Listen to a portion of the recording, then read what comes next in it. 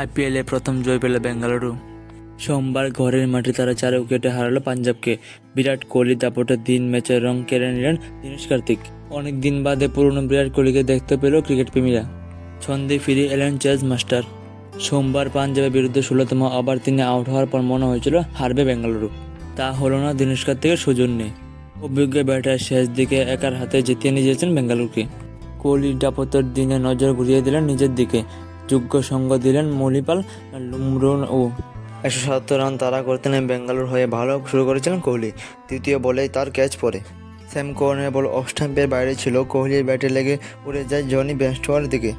ইংরেজ ক্রিকেটার নড়তে দেরি করে বল তার হাতে লেগে 4 হয়ে যায়। আর সুযোগ দেননি কোহলি। সেই ওভারে আরও 3টি 4 মারেন। তবে তৃতীয় ওভারে প্রথম উইকেট হারায় বেঙ্গালুরু। কাগিসো রাবাডার বল লেগে সাইড দিয়ে মারতে গিয়েছিলেন ফাফ ডু প্লেসি। বল জমা পড়ে মিড অনে থাকা কারণের হাতে। তিনি ক্যামেরন গ্রিনকে নামানো হয়। সে ফাটকাও কাজে লাগেনি। গ্রিন মাত্র 3টি রানে ফিরে যান।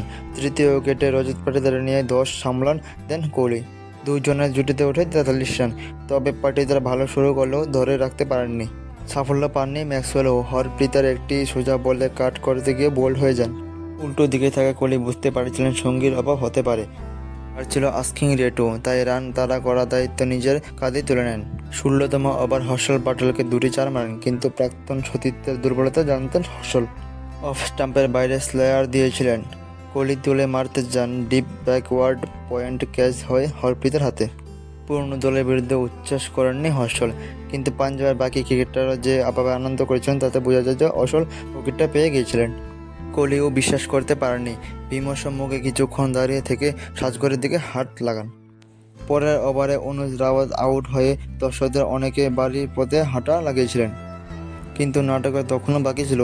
মহিপাল এবং কার্তিক মিলে কোহলির অসমাপ্ত কাজ শেষ করে আসবেন তা অনেকে ভাবতে পারেননি। হর্ষদীপ সিংয়ের 18তম এবং হর্ষলের 19তম ওভার 13 রান করে ওঠে। ওই দুটো ওভারে ম্যাচ বার করে দিলে পাঞ্জাবের হাত থেকে।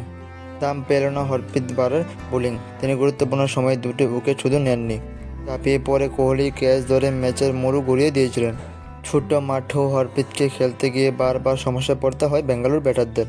4 ওভারে মাত্র 13 রান 2 উইকেট নেন তিনি। তবে দিনের শেষে তার বোলিং কাজে লাগলো না। বেঙ্গালুরুর চিন্নাস্বামী স্টেডিয়ামে বাউন্ডারি ছোট হওয়ায় প্রচুর রান ওঠে। স্বাভাবিকভাবে টস জিতে পাঞ্জাব কিংসের বিরুদ্ধে বল করার সিদ্ধান্ত নিয়েছিলেন বেঙ্গালুরু অধিনায়ক ফাফ ডু প্লেসি। বেঙ্গালুরু বোলারদের নিয়ন্ত্রিত বোলিংয়ের সৌজন্য 176 রান 6 রানের আউটকে যায় পাঞ্জাব। টসে হেরে ব্যাট করতে নেমে পাঞ্জাবের শুরুটা ভালো হয়নি। 6 বলে 8 রান করে ফিরে যান জনি বেয়ারস্টো। তবে দ্বিতীয় উইকেটে লম্বা জুটি হয়। প্রাথমিক ধাক্কা সামলা দিয়ে পাঞ্জাবের ইনিংসকে এগিয়ে নিয়ে যেতে থাকেন শিখর ধাওয়ান এবং প্রভসিং সিংহ। দুজনে মিলে দ্বিতীয় উইকেটে 55 রানের জুটি পড়েন। 4 নেমে শুরুটা ভালো করেছেন লিয়াম লিভিংস্টোন। ইংরেজ ব্যাটারদের বড় শট খেলার দক্ষতা রয়েছে।